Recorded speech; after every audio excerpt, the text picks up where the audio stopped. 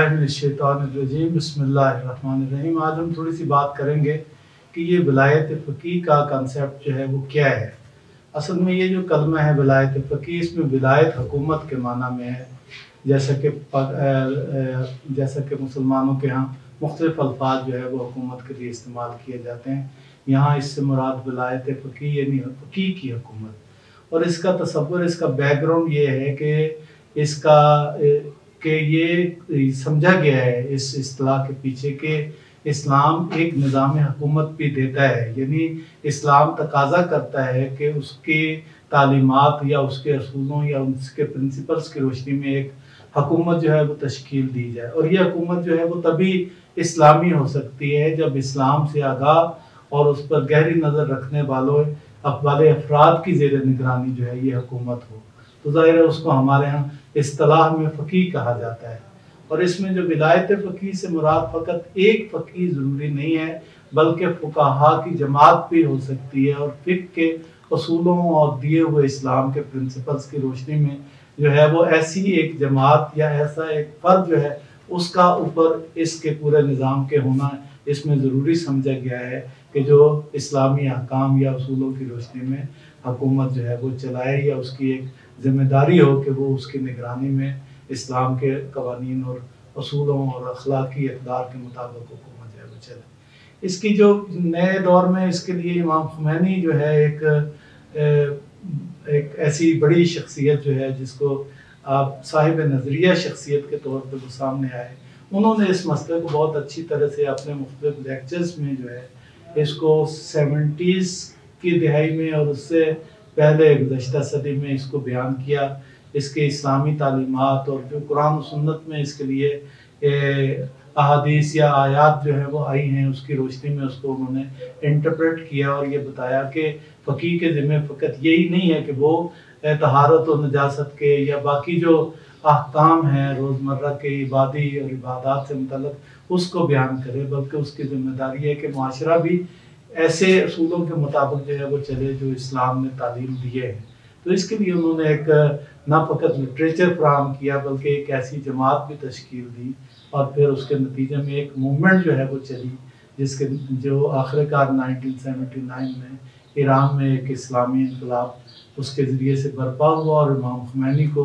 एक वली फ़क़ीह के तौर पर उसको मुंतखब किया गया उन्होंने। लेकिन इसके लिए ज़रूरी इसको समझा कि अवाम की राय के मुताबिक जो है इसकी हुकूमत को तश्कील दिया जाए। लिहाजा वो जब ईरान में तशरीफ़ लाए हैं 1979 में तो उन्होंने पहला रेफरेंडम जो है उनकी निगरानी में इस मौजू पे हुआ कि क्या अवाम चाहते हैं कि इस्लामी हुकूमत वहाँ पे और इस्लामी कवायद और रसूलों के मुताबिक तश्कील दी जाए। तो एक रेफरेंडम हुआ, बहुत भारी तादाद में अवाम ने जो है वो उसकी तायीद की। फिर एक ड्राफ्ट तैयार किया गया, कॉन्स्टिट्यूशन बनाया गया और वो भी अवाम के सामने पेश किया गया, जिसका तसव्वुर ये है कि ऊपर जो है एक वली फ़क़ीह, बल्कि उस ज़माने में तो 6 अरकान की जो है वो शूराए फ़क़ाहत भी तजवीज़ की गई थी कि अगर एक फ़क़ीह ना हो तो फिर एक शूरा भी हो सकती है फ़ुक़हा की। और उसके बाद में फिर तरमीम हुई उसमें कॉन्स्टिट्यूशन में भारत इसके लिए भी ज़रूरी करार दिया गया कि वो फ़क़ीह जो है या वली फ़क़ीह जो है वो भी मुंतखब हो। और वो मुंतखब करने के लिए भी एक माहिरीन की एक कौंसल जिसको मजलिस ख़ुबरगान कहते हैं उसका तसव्वुर रखा गया। वो भी 80+ इस तरह अरकान पे मुश्तमिल है। उसका भी इस तरह से ईरान का तसव्वुर के मुताबिक इंतखाब होता है और वो अपने माबैन में से या अपने यानी फ़ुक़हा में से किसी एक फ़क़ीह का जो है इंतखाब करते हैं जो इसकी जो है जो दीनी तकाज़े हैं उसके मुताबिक गवर्नमेंट जो है उसकी निगरानी में चले। लेकिन इसके अलावा जो एग्जीक्यूशन और जो पूरे निज़ाम जिसके मतहत फिर उसके बाद इंतज़ामिया है या एडमिनिस्ट्रेशन है उसका भी एक पूरा इंतखाब होता है और पूरी असम्बली है, कानून साज असम्बली है, उसमें इसी तरह से सदर का इंतखाब होता है। पूरे मुल्क में सदर का इंतखाब होता है, फिर वो अपनी काबीना जो है वो मुंतखब करता है जिसकी मंजूरी फिर जो है वो पार्लियामेंट देती है। तो पार्लियामेंट के इन कवानीन क्या इस्लामी असूलों या कॉन्स्टिट्यूशन के तकाज़ों के मुताबिक बन रहे हैं नहीं बन रहे, उसके लिए एक निगरान या निगहबान कौंसल जो है वो मौजूद है। तो फिर उन दोनों के माबैन भी अगर कोई मसला पेश आ जाए तो एक मसालहत या मसलहत निज़ाम के हवाले से भी ایک ادارہ موجود ہے جو اگر ٹائی ہو جائے مسئلہ اس کے مابین نگہبان کونسل میں اور پارلیمنٹ میں، تو وہ پھر جو ملک کے مفاد میں یا نظام کے مفاد میں بات ہو تو وہ اس کے مطابق فیصلہ ہو تو وہ پھر